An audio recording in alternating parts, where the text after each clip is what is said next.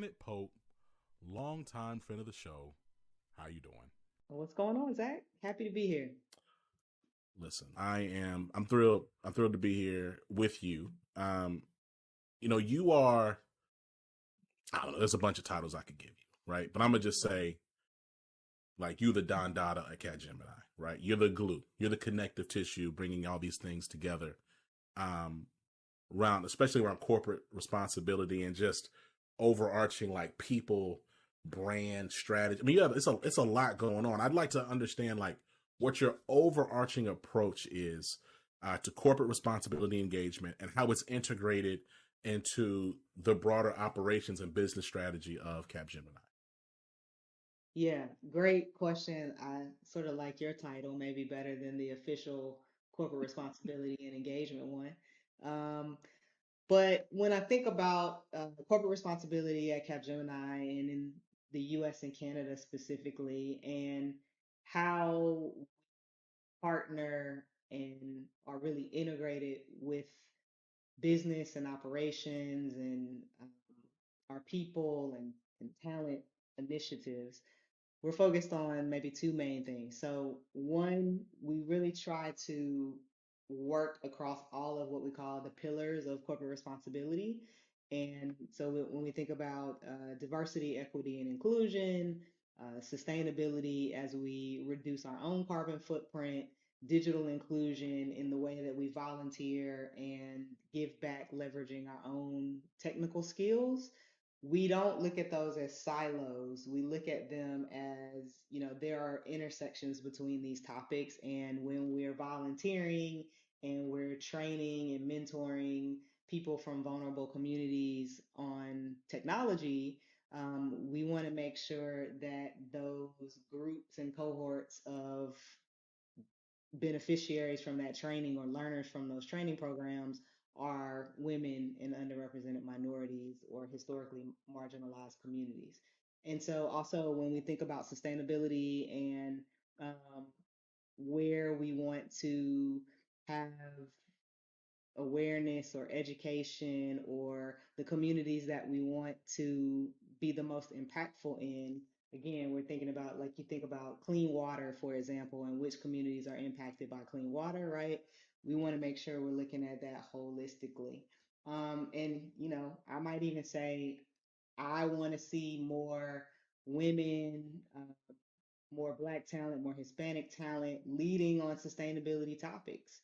I want to see more diverse groups of people leading on Gen AI topics. And so, if we really want to make sure that our communities aren't left out of the good results of the solutions that are coming from these things, we have to be a part of these conversations and helping to shape the strategy of these topics. So, that's really, really important. And we're thinking across all those intersections. The other thing from a business perspective for Capgemini is really our purpose. Our purpose statement as a company has inclusion and sustainability anchored throughout it. So if we're really what we call unleashing human energy, leveraging our brain power for an inclusive and a sustainable future as the purpose of our organization, it doesn't get more corporate responsibility focused than that. So really wanting to make sure we're doing that with and for our clients. And,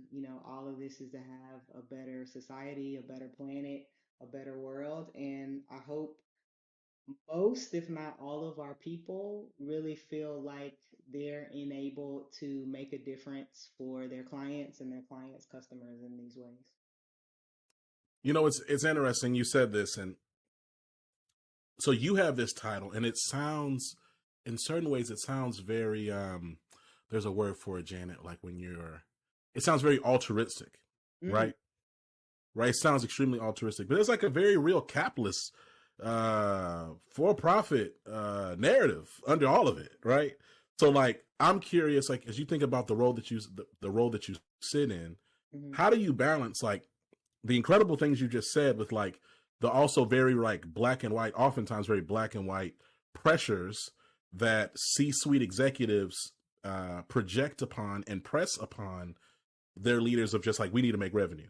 Like, what does that look like? Yeah, I mean, that's an interesting question here in 2024, right? Where I Mhm. think there's an ongoing conversation about whether there are companies that are sort of decommitting investments on ESG or diversity, equity, and inclusion specifically, or just sort of the state of the times right now on these topics. So the way that you, and I don't want to say the business case for diversity. I think we're long, long past the business case for any of these topics.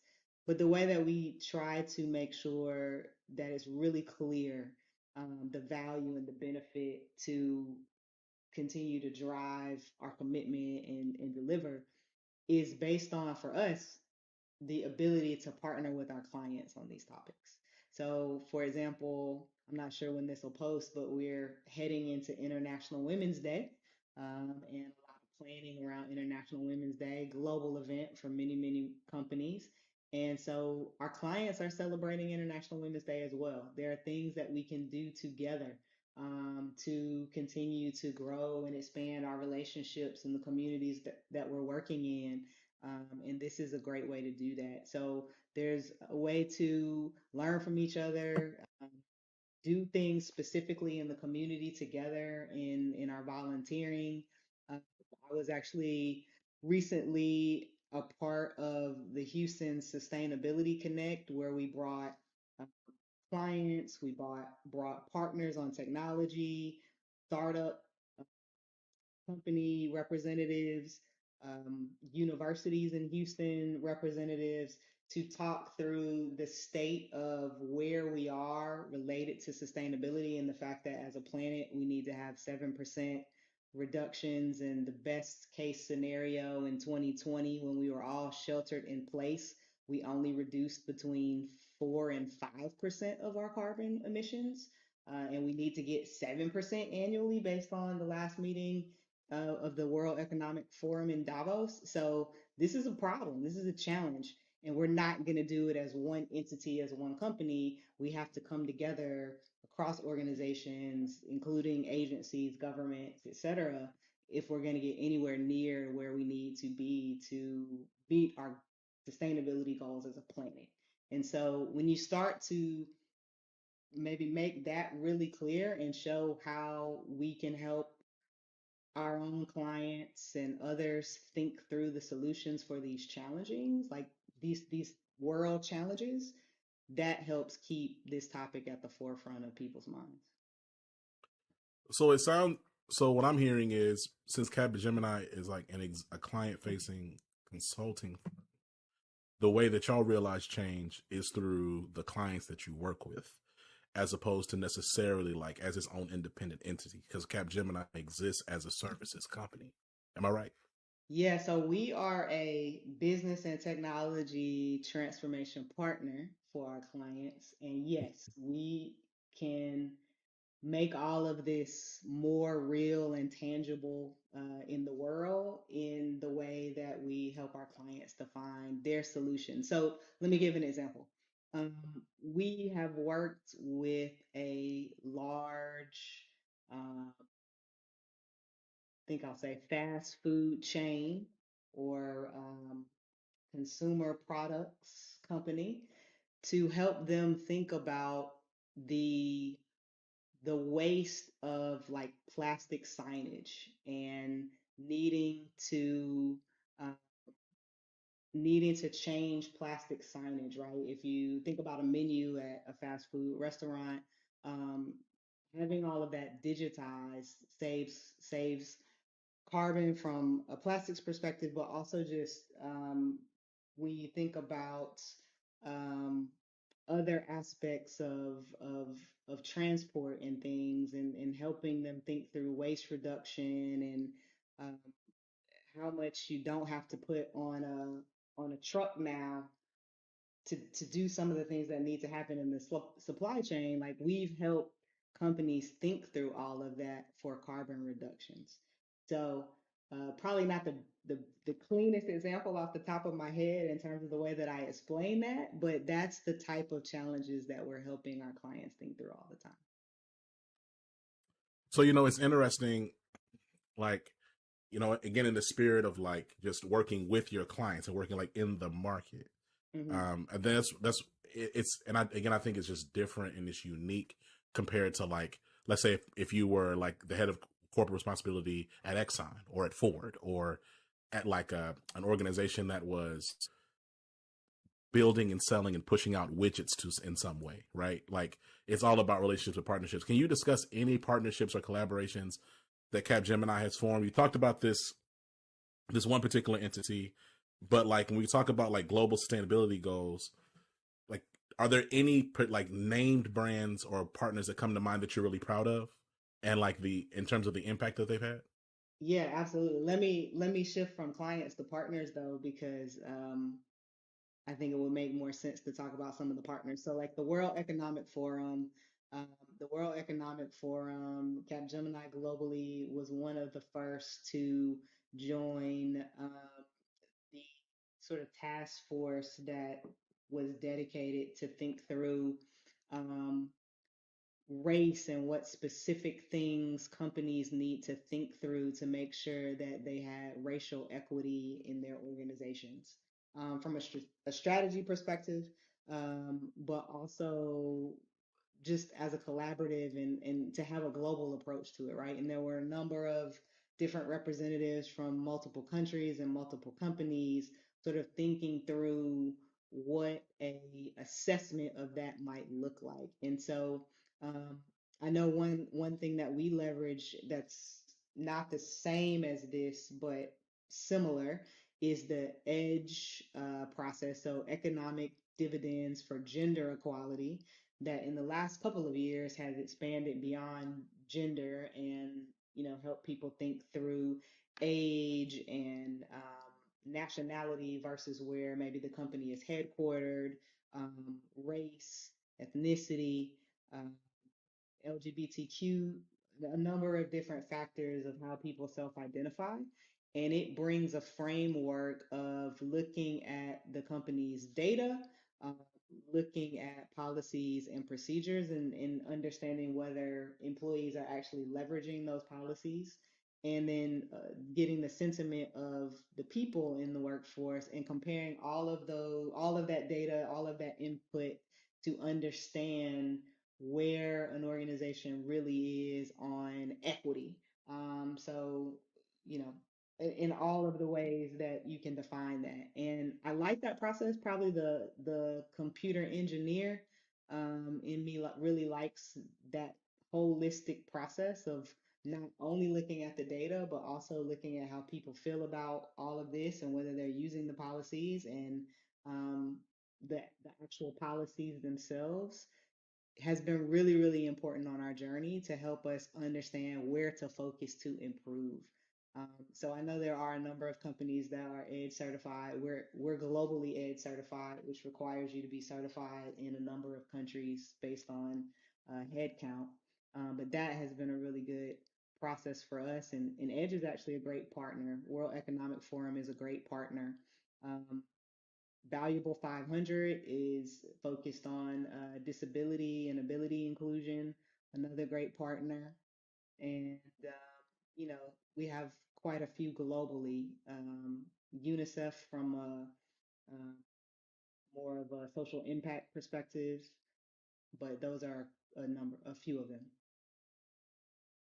So it's interesting. You talked about data a good bit there, and obviously there's multiple and different types of data sets that you're having to pull from to even really get an understanding of what's happening across your strategic efforts. I'm curious to understand, what does the data tracking look like at Capgemini? Like, and how do you feel about it today? Like, what are, and then also like, where would you aspire, where would you hope or aspire for things to be if you're not exactly in a perfect place today?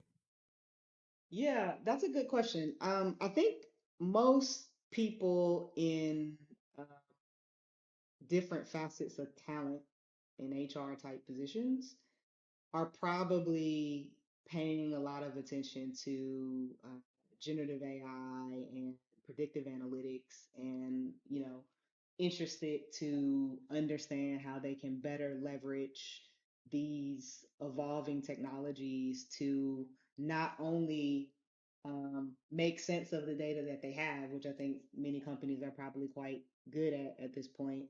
But what do I like? How do I get the next level of insight? How do I not react to what's already happened and actually leverage some predictive analytics to make some decisions that will better help me impact the future, right? So, um, I think, I'd be curious if anybody feels like they've figured all of that out. Like I would love to connect through some of these exchanges and partnerships and coalitions of companies on that particular topic. But I think one of the interesting things around AI and maybe even generative AI, which are different things, um, is the ability to help us make sense of more and more of that data quickly, and even leverage prompting to answer really specific questions from leaders, right? Because the one thing and I know you know this, Zach, just based on how your career path and your career journey is, every leader likes the dashboard a little different, right? And so because of Yeah. what they're focused on, right? What your CEO Hmm. cares about and might want to see in a quick view is a little different than maybe what your operations leader would want to look at, which might be slightly different from what your HR person wants to look at. And, most people in some of these slim teams don't want to spend their month updating three or four different dashboards, Right. right? Um, and again, in a great company, a lot of that's automated, and we have a people insights team, and they do amazing work. Um, but I also know there's a future where a CEO could probably type, what percentage of women do I have in this business line? And Right. if everything's working as it should, a number just shows up. They get that Now, data back. whether it's hallucinating or other things, we'll figure that out later, I guess. But you know, there's a world in the not too distant future where I think a lot more of that works, or it's 90% correct most of the time. Um, so I'm excited for the journey of where all of this can go. It's I'm excited about it too, Jan. I think organizations by and large greatly overestimate their ability to really understand and engage their data sets in an effective way. Mm, But I also believe there's still like more to do, right? In terms of like getting more interactive with your data, being able to ask questions against a particular data set, and then um, uh, whatever your interface is, then giving you back like direct answers as opposed to like you having to look at bar charts all day, right? right. Now, what I'm curious about is like you've been at Capgemini. This is like at least your second, if not third time being on Living Corporate, having conversations with me or someone on our team, one of our other hosts. As you think about like the future of like the employee experience, people, DEI space, like Mhm. what's keeping you in this industry, and then what's keeping you at Capgemini specifically? Oh, that's a great question. Okay. So the industry specifically, I mean, I've seen evolution of being in corporate responsibility, DEI, uh, this kind of holistic space for over a decade now, and there's definitely been evolutions. Some things, some core foundational things, are the same, and the ability to leverage your representation data and encourage more and more people to optionally self ID, and making sure that you um, invite people to the conversation versus leaving people out of the conversation. Like that's been said in many, many different ways. And I think those are foundational things that will always come up related to this topic. I think some of the evolutions around, I mean, even the conversation of sort of like organizationally, where does a DEI office sit is something that Mm-hmm. ago we were having conversations about, and many organizations are having those same types of conversations. By the way, I think the answer is they sit wherever they'll be able to have the most influence, whatever that means for your organization. And I think that's different for different organizations, by the way. But really having DEI leaders have a voice, and I know that ebbs and flows, and maybe now people might argue in some organizations they don't have as much of a voice as maybe they had in 2020 or 2021. Mm-hmm. But just seeing the evolution of the conversation and what we prioritize at different points of time, and whether it's um, you know, how we drive influence through this space, or how we leverage employee resource groups, or how we um, get the right level of executive sponsorship and engagement throughout. I like that we've sort of moved away from feeling like we needed these leadership development programs for Black and Brown talent and women talent, and really Have we moved gotten away from that? is, even if they're calling it a leadership development program, I Mm-hmm. think most organizations have recognized that what they're really focusing on is, how do I retain this high performing talent? How do I expose them to executives so that they can grow their network? And how do I set them up with a sponsor for future career advancement success? Because I think in many companies, probably part of the challenge is people's ability to organically grow their network. And if you aren't creating intentional ways for women, Black, Hispanic, historically marginalized and underrepresented talent to do that, then you have this same problem. And either they hit a ceiling from a development perspective, or they leave for other organizations. So to your point, maybe even if they're still calling it a leadership development program, I would hope they're focused on those three elements more than the fix the broken people element. The fact that you're addressing this is like one of my pet peeves, right? It's like when it comes to people, employee experience, and then just and when you think about talent, a lot of times, especially with the story and with like Black and brown talent, young talent, there's this like over indexing or like this individualizing of the situation. Oh, well, there must be something wrong with them, so we need to put them through something so they can be fixed up, right? So they can be rightly conditioned to then work in our environment. Our environment isn't the problem; they're the problem. So let's make sure we put them in this thing to like whatever. Now, look, we ain't go too much behind the scenes. There's a term I want to say, but I recognize it's a Capgemini sponsored campaign, so I'm not gonna say it. But on the Patreon, I'm gonna say it. But like, there's this term to help basically people assimilate right into in these broader spaces. And it's like, that's not really what it's about. Like, think systemically and think about how your organization might need to pivot and shift and change to create the environment that's going to be conducive for overall success. Look, Janet, we've been talking. We can talk, frankly, quite a bit, right? I'm confident we can go on longer.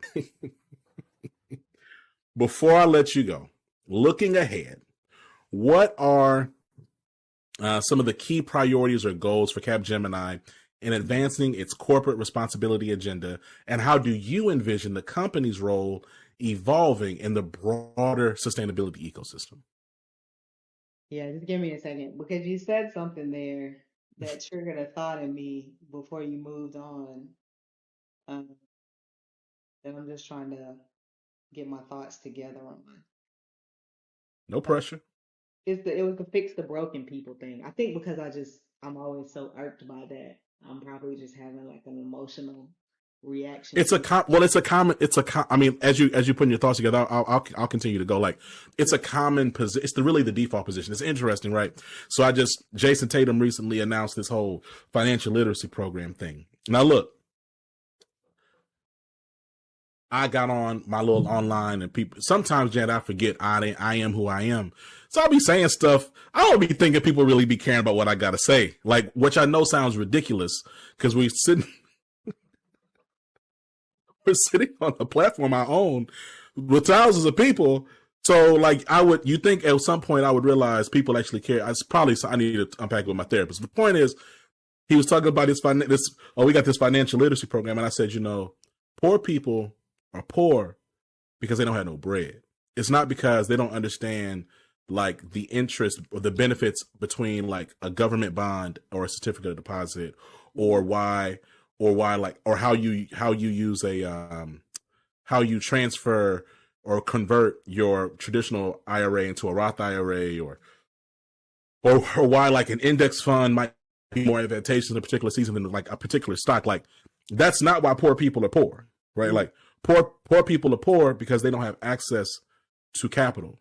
They're poor because they don't have, not only do they have access to like immediate capital to help like their lives be a little bit easier, a little bit better, but they're also poor because they're in environments that are resource deprived, from their food to their like educational resources, ironically, to even like the financial institution they have access to. It costs money to travel more than X amount of miles. Wow. They're working hourly jobs, so they can't just they can't just like book a random Saturday or Friday to go to a bank 40 minutes away. Like they're so it's like, it's more systemic than that. And so sometimes though, you look at like these poor mostly black and brown communities, despite the fact, newsflash, that a lot of white folks are also poor.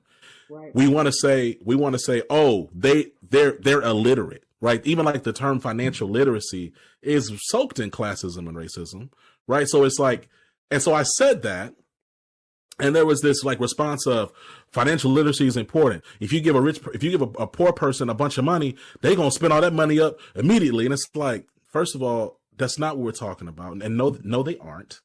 But then two, like, no, let's look at the system. I know we love the pull yourself up by your own bootstraps. I know we love the idea of like this hero. Everybody's on this romantic hero's journey, but the reality of life, and life also includes the world of work, is that a lot of these systems need to change. A lot of these organizational structures need to change. These policies and procedures need to change.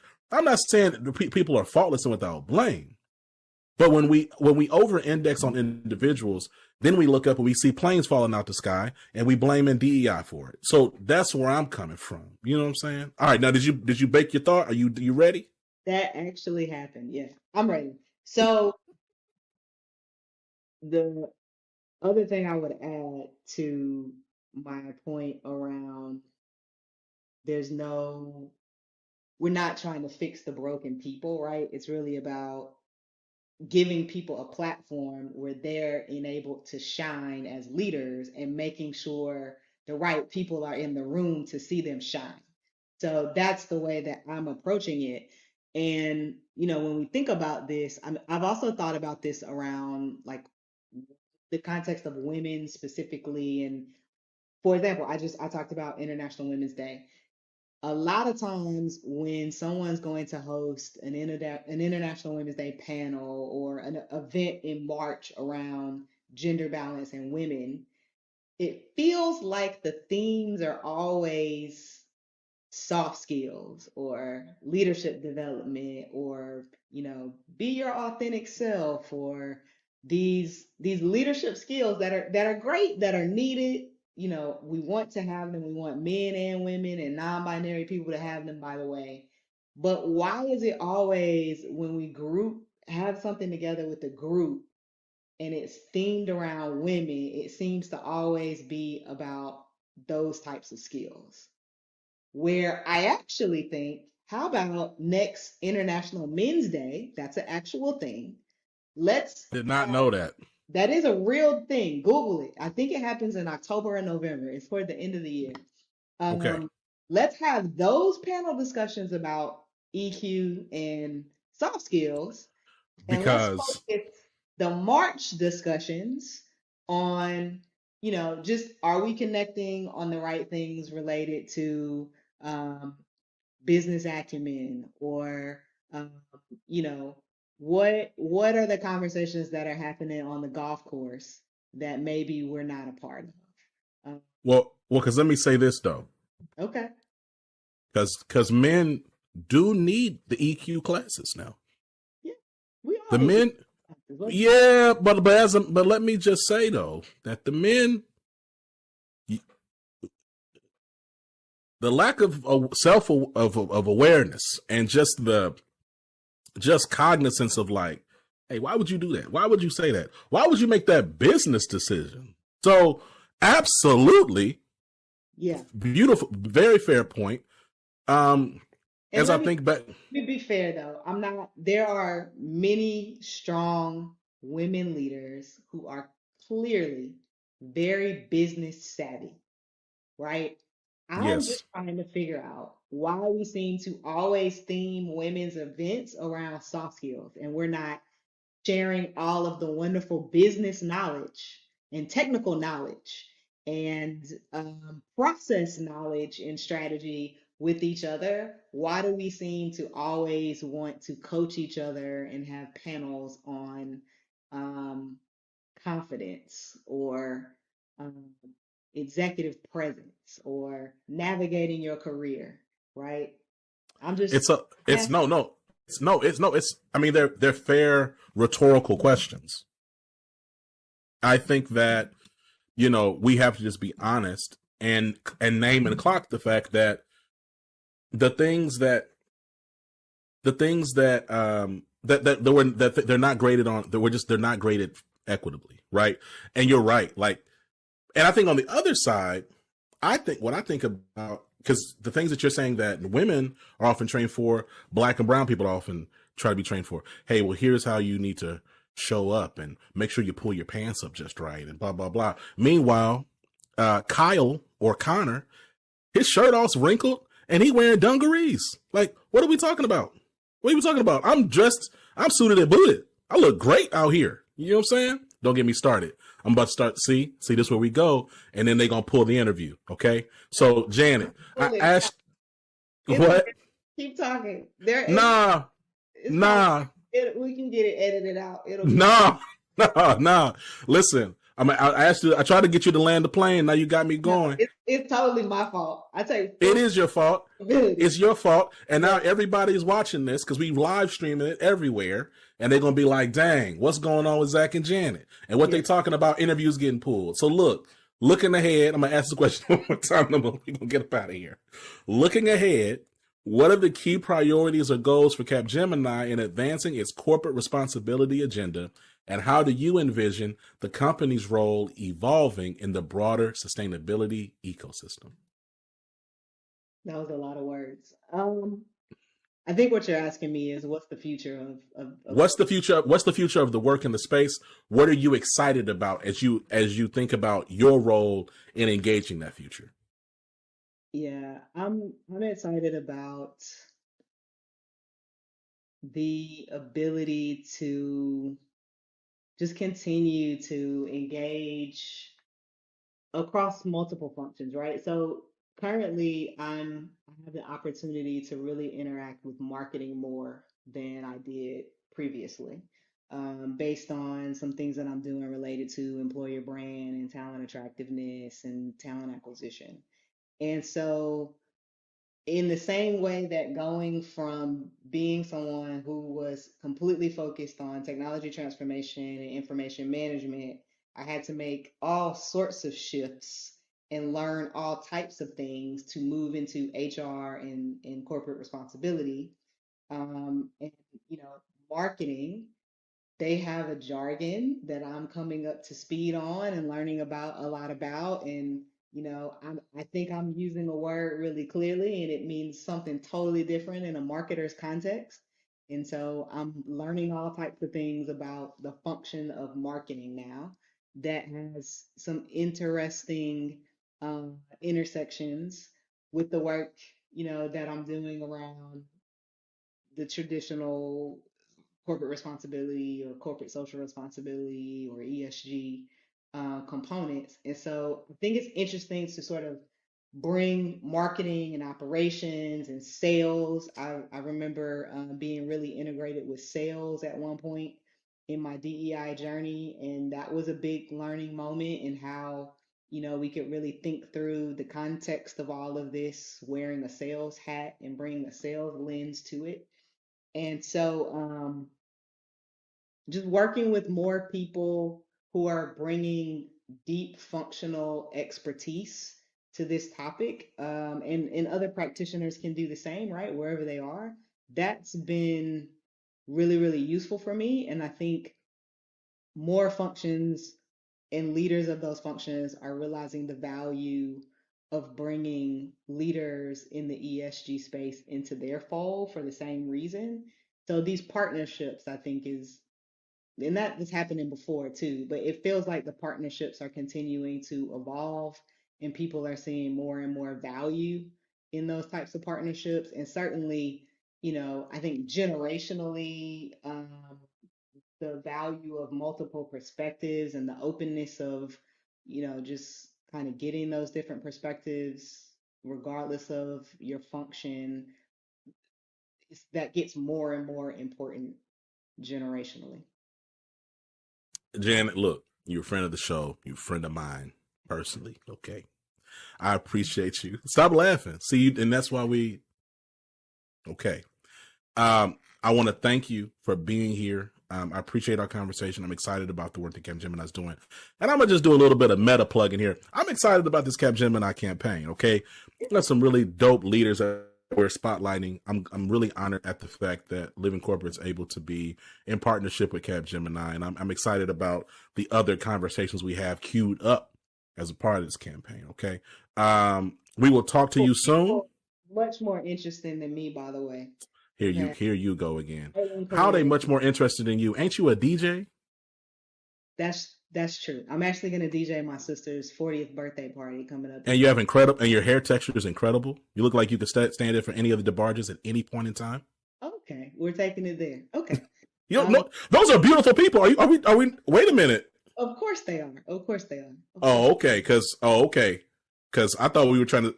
They are lovely. Why bring this up? Why bring this up at all? That's all I'm saying. That's fine. Janet, you and I are friends. I thought I could give you a compliment and you'd appreciate it. You are in a special class of beautiful Black people.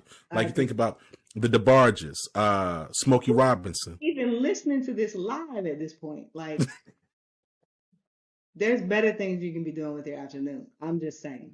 I'm trying to infuse more chaotic positive energy into these shows. I'm noticing as I look at our data, like they perform better. To be honest. Well, people like drama. So, but we're not being dramatic though.